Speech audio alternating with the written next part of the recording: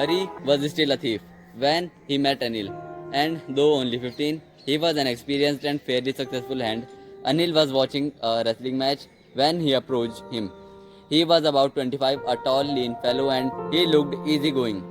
You look a bit of wrestler, sir. Yes, you are also looking like a wrestler. He replied, which put him off for a moment because at that time he was rather thin. I do wrestling a bit. What's your name? Hari Singh. Hari lied. He took a new name every month that kept him ahead of the police. Anil walked away. Hello. Hari gave him his most appealing smile. I want to work for you, but I can't pay you. Can you feed me? Can you cook? Yeah, I can cook. Hari lied again. Well, let me take you to my house, which is over the Jumla Street shop. Okay.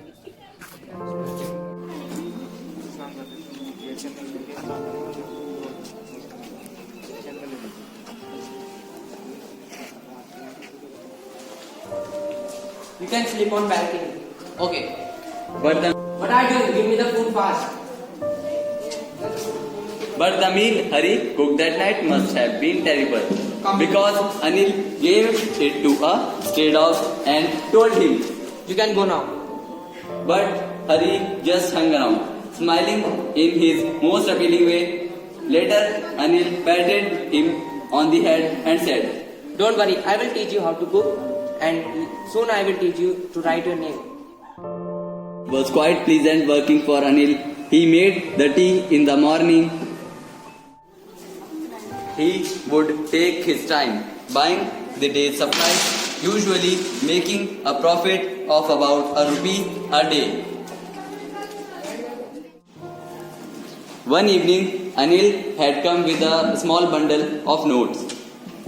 He made money by fits and instead he would borrow 1 week and lend the next. He kept worrying about his next check. Hari had been working for Anil for almost a month, and apart from cheating on the shopping, had done anything in his line of work. He had even opportunity for doing so. Anil had given him a key to the door, and he could come and go as he pleased. He was the most trusted person he had ever met. He sat up on the floor, considering the situation. If he took the money, he could catch the 10:30 express to Lucknow. His hand slipped under the mattress, searching for the notes. When he found them, he drew them out without any sound and leave the room. When Hari reached the station, he did not stop at the ticket office. He had never bought a ticket in his life. The Lucknow Express was just moving out. He can jump into one of the carriages, but he has hesitated and he lost the chance to get away. When the train had gone,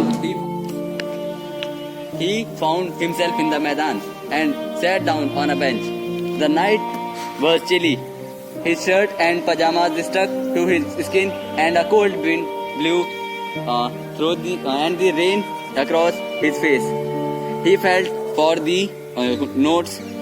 They were damp from the rain. When the train had gone, Hari found himself standing alone in a deserted platform. He had no idea where to go and where to spend the night, believing that friends were trouble more than help. Hari hurried back to the room, feeling very nervous, for it is much easier to steal something than to return it undetected. He opened the door quietly.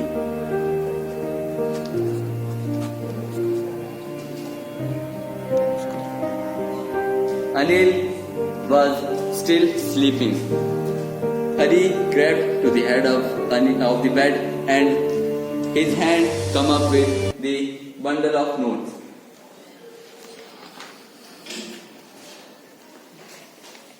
Hari awoke late next morning. He found that Anil had already made the tea. He stretched his hand towards him. There was 50 rupee note between his fingers.